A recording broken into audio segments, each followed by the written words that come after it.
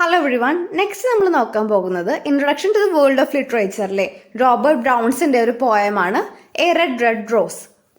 ഈ റോബർട്ട് ബ്രൗൺസിനെ കുറിച്ച് നോക്കുകയാണെങ്കിൽ അദ്ദേഹം ജനിച്ചത് 1759 അദ്ദേഹം ഒരു സ്കോട്ട്ലിഷ് പോയറ്റ് ആണ്.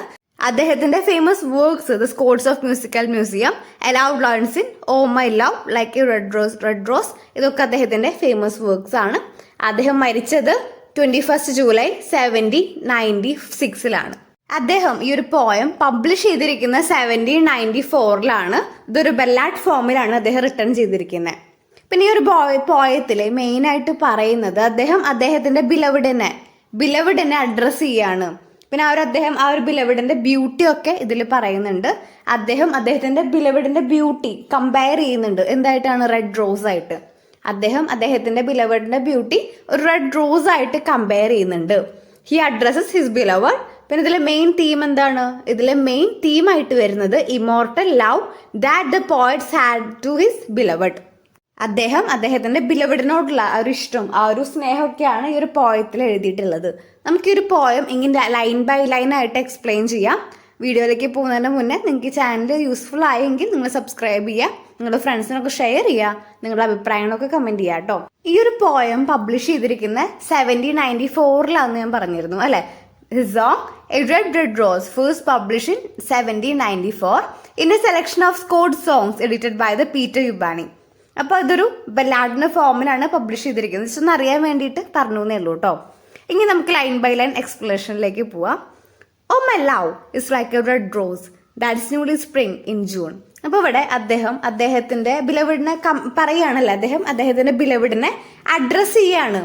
ഈ ഒരു ഫസ്റ്റ് ലൈനിൽ നിങ്ങൾക്ക് കാണാം ആ ഒരു ബിലവഡിന്റെ ബ്യൂട്ടി കമ്പയർ ചെയ്തിരിക്കുന്ന ഒരു റെഡ് റോസിനായിട്ടാണ്.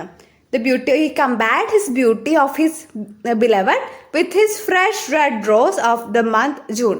അതായത് ഒരു ജൂണിൽ വിരിഞ്ഞ ഒരു ഫ്രഷ് റെഡ് റോസ് ആയിട്ടാണ് അദ്ദേഹത്തിന്റെ ബിലവഡിന്റെ ബ്യൂട്ടി കമ്പയർ ചെയ്തിരിക്കുന്നത്. പിന്നെ ഇതിൽ സിമിലി പറയുന്നുണ്ട്. എങ്ങനെയാണ് വന്നത്? കാരണം ലൈക്ക് ഉപയോഗിച്ചിട്ടുണ്ട് അല്ലേ. ഇവിടെ ലൈക്ക് വന്നത് എന്താ? സിമിലിയാണ്. അപ്പൊ നിങ്ങൾ പ്രത്യേകം നോട്ട് ചെയ്യണം. അപ്പോൾ ഇവിടെ ലൈക്ക് വെച്ചിട്ടാണ് കമ്പയർ ചെയ്തിരിക്കുന്നത്. അപ്പോൾ അതൊരു സിമിലിയാണ്. ഈ ഒരു പോയത്തിന്റെ അപ്രിസിയേഷൻ ഒക്കെ വരുമ്പോൾ നിങ്ങൾ അത് എഴുതണം കേട്ടോ. O my love is like a red red rose that's newly spring in June. അപ്പോൾ അദ്ദേഹത്തിന്റെ ബ്യൂട്ടി ലൈക്ക് കമ്പാരിസൺ എങ്ങനെയാണ്? ലൈക്ക് വെച്ചിട്ടാണ് പറഞ്ഞിരിക്കുന്നത്. ബിലവഡിന്റെ ബ്യൂട്ടി ന്യൂലി ഫ്രഷ് റോസ് ആയിട്ടാണ്, ന്യൂലി സ്പ്രാങ് ചെയ്ത റെഡ് റോസ് ആയിട്ടാണ് കമ്പയർ ചെയ്തിരിക്കുന്നത്. പിന്നെ നെക്സ്റ്റ് ലൈൻ നോക്കാം. O my love is like the melody that's newly played in tune. അപ്പോൾ ഇവിടെ വീണ്ടും ലൈക്ക് വന്നിട്ടുണ്ട്. അപ്പോൾ വീണ്ടും കമ്പാരിസൺ ആണ്. അപ്പോൾ ഈ ഒരു പോയത്തിലെ ഫസ്റ്റ് ചാൻസിലെ നിങ്ങൾക്ക് 2 സിമിലിയുടെ എക്സാമ്പിൾ കാണാം. ഒന്നാമത്തേതാണ് oh my love is like a red rose. പിന്നെ oh my love is like the melody. എന്താണ് മെലഡി എന്നുകൊണ്ട് ഉദ്ദേശിക്കുന്നത്? അദ്ദേഹത്തിന്റെ ഒരു ബിലവഡിനായിട്ടുള്ള ലവ്, ആ ഒരു ലവ് ഒരു മെലഡി, വളരെയധികം ചിട്ടയോടും ഭംഗിയോടും കൂടി ചിട്ടപ്പെടുത്തി എഴുതിയ ഒരു പാട്ട് പോലെയാണ് ആ ഒരു ബിലവിഡിന്റെ ബ്യൂട്ടി എന്നിവിടെ പറയുന്നു.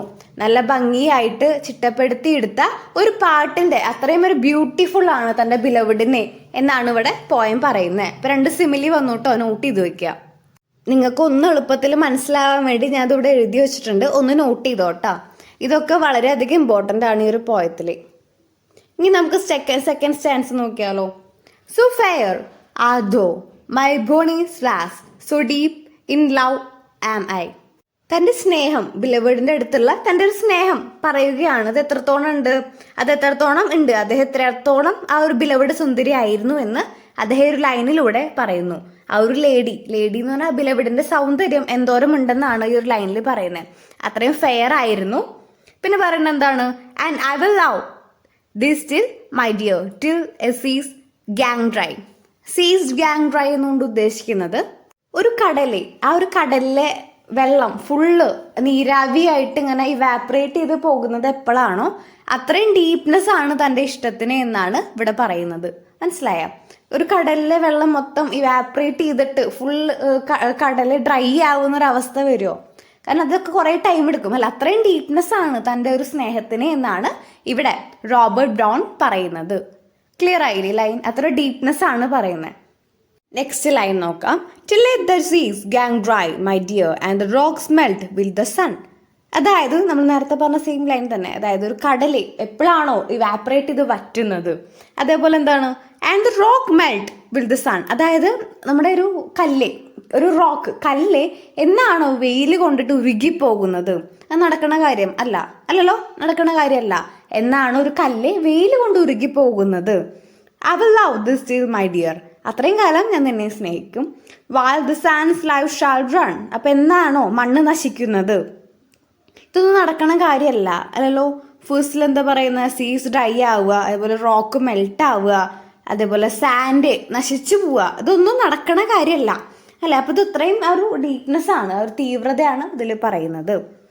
പിന്നെ and fare thee well my only love though it were 10,000 miles, അതായത് ഈ ഒരു ലാസ്റ്റ് സ്റ്റാൻസിൽ കാണാം അദ്ദേഹത്തിന്റെ ലവിന്റെ അടുത്ത് ഗുഡ് ബൈ പറയാണ്. അദ്ദേഹം പറയാണ്, ഇപ്പൊ ഞാൻ നിന്റെ അടുത്ത് ഗുഡ് ബൈ പറഞ്ഞു പോയാലും നിന്റെ അടുത്ത് തിരിച്ചു വരും.